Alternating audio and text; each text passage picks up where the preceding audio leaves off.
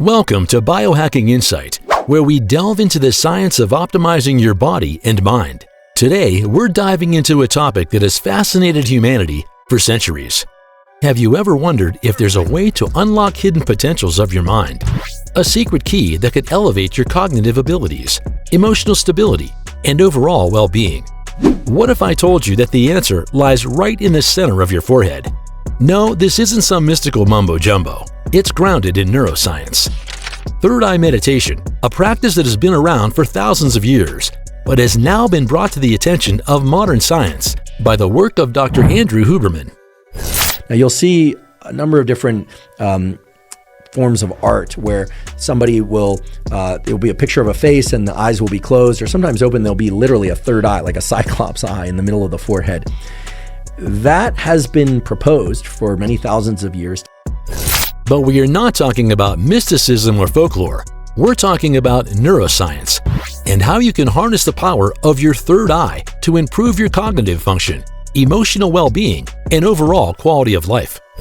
So the third eye center as the seat of consciousness and our intention is something that makes sense generally with what we know about the neuroscience and neurology. But there's something more to it that I think is especially important for all of you that goes beyond anything about ancient traditions or pineals or birds or snakes and pits in the top of the head. And here's what it is. Dr. Andrew Huberman, a neuroscientist at Stanford University, has been studying the effects of meditation on the brain. He's found that focusing on the area directly behind your forehead, often referred to as the third eye, can have profound effects on your mental state. Let's clear up a common misconception. When people talk about the third eye, they often confuse the pineal gland with the prefrontal cortex. While the pineal gland is associated with light sensitivity and sleep cycles, the prefrontal cortex is the seat of higher cognitive functions and decision-making.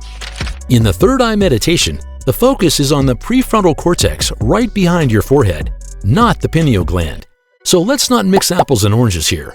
The prefrontal cortex is your brain's control center, and this meditation technique is like a software update for it. Imagine having the ability to focus like a laser, to drown out distractions, and elevate your cognitive performance to levels you've never experienced before. Sounds like a superpower, right? But what if I told you that isn't the stuff of comic books or science fiction? It's real, and it's accessible to anyone willing to invest just 13 minutes a day. Daily 13-minute meditation, which is of the traditional third eye, interoceptively biased, focus on breathing and focus on that location directly behind one's forehead or both. That meditation done daily for about 8 weeks, maybe shorter, but in that study, 8 weeks, greatly improved mood, improved ability to sleep, improved cognitive ability and focus, memory. All right, let's dive deeper into the science of why this works. You see, the brain is a highly adaptable organ, capable of rewiring itself through a process known as neuroplasticity. When you engage in the third eye meditation, you're essentially training your brain to form new neural pathways. This is the same principle that allows musicians to master their instruments or athletes to perfect their skills. But instead of training your fingers to dance across piano keys or your body to execute a perfect jump shot, you're training your mind to focus and refocus. It's mental athleticism at its finest. So how does it work? It's simpler than you think. The practice involves focusing on your breath while directing your awareness to a point about an inch behind your forehead, which engages your prefrontal cortex, the part of your brain responsible for higher cognitive functions like decision-making and self-control. So you might be wondering, how do I start? The beauty of this meditation is its simplicity. You don't need any special equipment or a secluded space. All you need is 13 minutes of your day. You can sit or lie down, close your eyes, and start taking deep breaths, inhaling through the nose and exhaling through the mouth. As you begin to shift your focus to your prefrontal cortex, you'll find your thoughts wandering, and that's okay. The key is to gently bring your focus back to this point. Think of it as hitting the reset button on your brain's focus mechanism. And so this is why when you sit down to a meditative practice, if it's a meditative practice where you close your eyes or you're focused on that third eye center, where you're focused on your brain as opposed to your bodily surface or something external to you, the thoughts seem to come by in waves and they can almost be overwhelming. Let's address a common misconception here. Many people think that if their mind wanders during meditation, They failed. That couldn't be further from the truth. The act of noticing that your mind has wandered and then bringing it back is where the real magic happens. It's like lifting weights. The rep is not just lifting the weight, but also lowering it back down. Each time your mind wanders and you bring it back, you're completing a mental rep, strengthening your brain's focus muscles. Studies show that the act of continually refocusing your attention strengthens your neural circuits responsible for focus and concentration. And just like physical exercises, the benefits are cumulative. The more you practice, the better you get at it. As you continue this practice, you'll notice something remarkable. Your thoughts, usually scattered and disorganized, will start to flow more coherently. You'll gain insights into your emotions, thought patterns, and even solutions to problems that have been bothering you. This is the power of focused attention, and it's backed by neuroscience. Now, you might be wondering, how do I incorporate this into my daily routine? The beauty of this practice is its flexibility.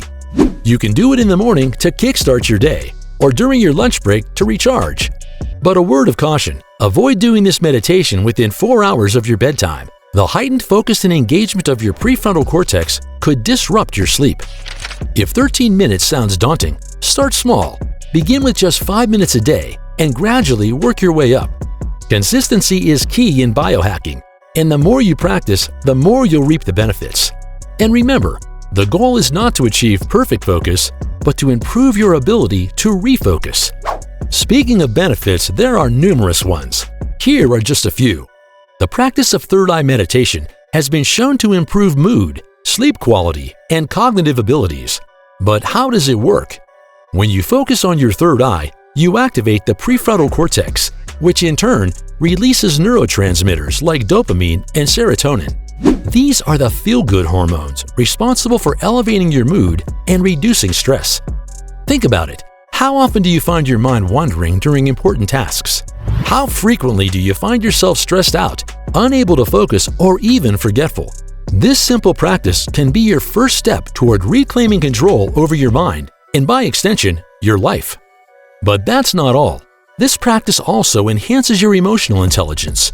You become more aware of your emotional responses and better equipped to manage them. And here's the kicker. This practice doesn't just benefit you, it benefits those around you. When you're in a better mood, more focused, and emotionally stable, your interactions with others improve.